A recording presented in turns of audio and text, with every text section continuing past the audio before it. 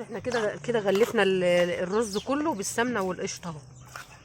سمنه وقشطه بالسمنه والقشطه ودول فانيليا. انا بقول عليها في البوتاجاز بقى هتولعي الشوايه هتبقى زي كده ماشي. يبقى عايز من فوق نار عاليه قوي في الاول. يلا سمي بسم الله. مش جامد تخلي الشوايه هي اللي والعه وتعلي الشوايه وتخلي اللبن ده يعمل وش هيفور كده ويعمل وش فالشوايه هتعمل طبقه حمراء. ما تخافيش.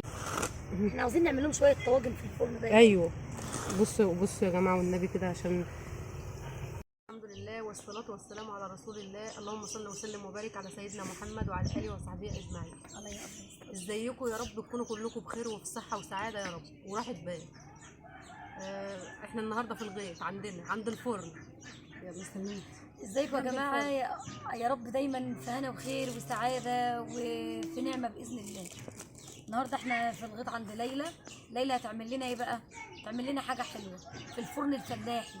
تعمل لنا صينيه رز معمر بس حلوه مش حادقه. ان شاء الله باذن الله تبقى تعمل لكم الحادقه برضو في يوم تاني يعني. ومعانا الحاجه، سلمي عليهم يا حاجه. سلمي قولي لهم ازيكم. السلام عليكم. ازيكم يا جماعه؟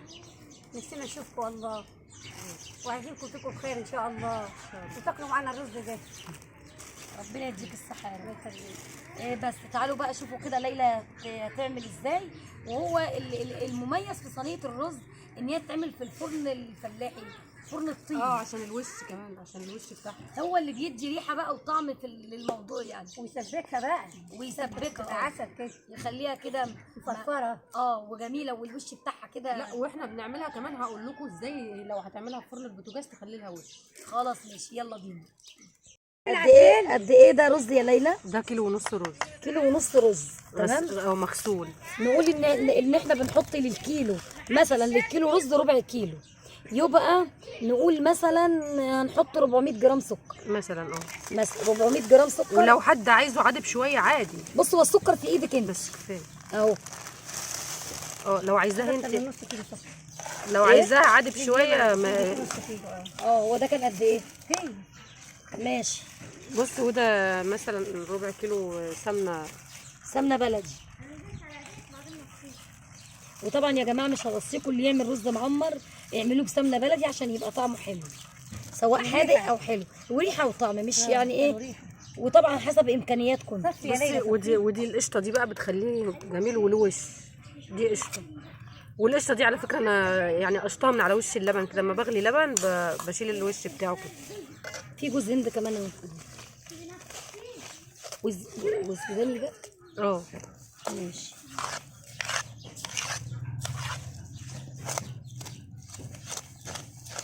بنغلف كده حبايه الرز بالسمنه كلها والقشطه. ما تنسوش يا جماعه اللي وصل لحد هنا يعمل لايك للفيديو لان احنا بنتعب جدا. احنا فين؟ يوميات ليلى بنت الريف او ليلى ماهر. والله يا جماعه شيماء جايه معايا دلوقتي ورجليها ورمه يعني.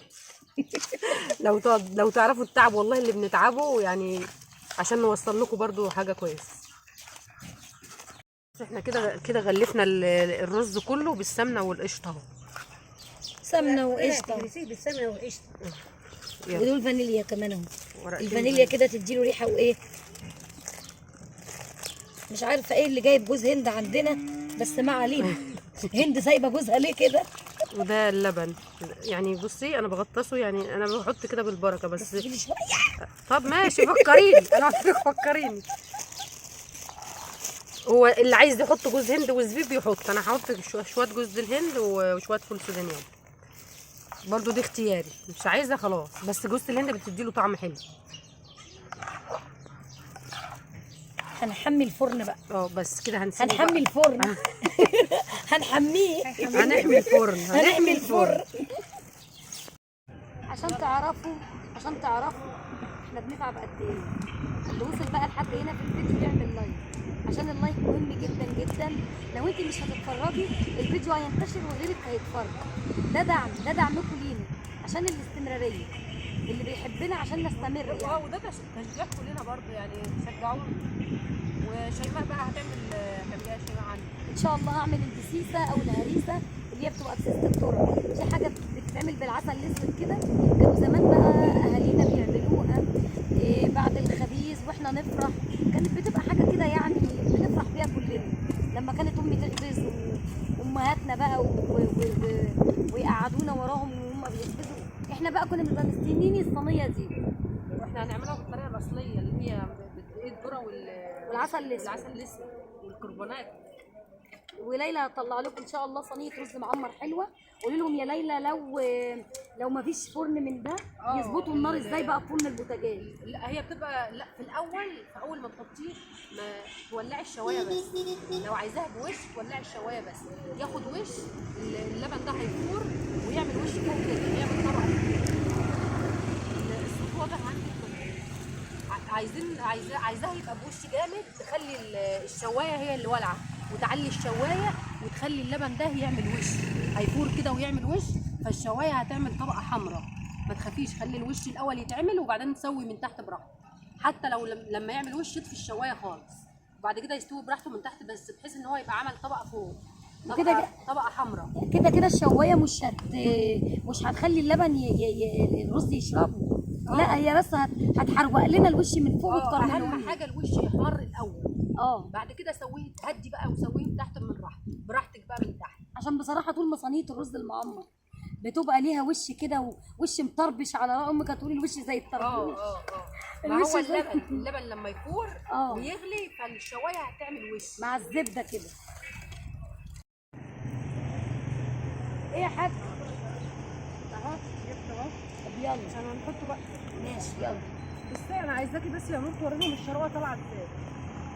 بصوا بقى النار جوه طالعه عامله ازاي، النار من فوق. ما هو عاوز نار. ده اللي انا بقول عليه في البوتاجاز بقى، هتولعي الشوايه هتبقى زي كده.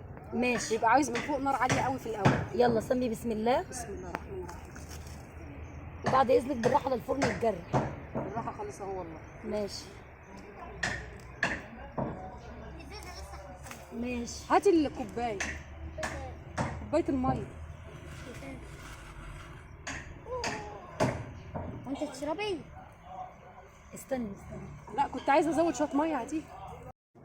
ايه يا بنتي الجمال والريحه الحلوه؟ شفتي؟ ايه يا بنت بسم الله ما شاء الله، ايه الجمال والريحه القمر دي؟ لا بس هو تعب، بس انا حاطه الاول البخور دي عشان يعمل بصوا يا جماعه احنا تعبنا قد ايه. ايه دي يا بنتي اقرب لك الصينيه شويه. بصوا يا جماعه العسل اللي جوه، والله بصي ما شاء الله يا شيماء. ايه العسل الناح نازل على تاح، عسل الناح.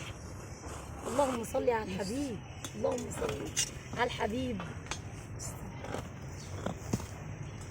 الله. صلوا على الحبيب المصطفى عليه الصلاه والسلام. احنا عاوزين نعمل لهم شويه طواجن في الفرن ده. ايوه بصوا يا جماعه والنبي كده، عشان بسم الله ما شاء الله. ايه رايكم بقى؟ كل واحد يقول لي ايه رايه في الكومنتات.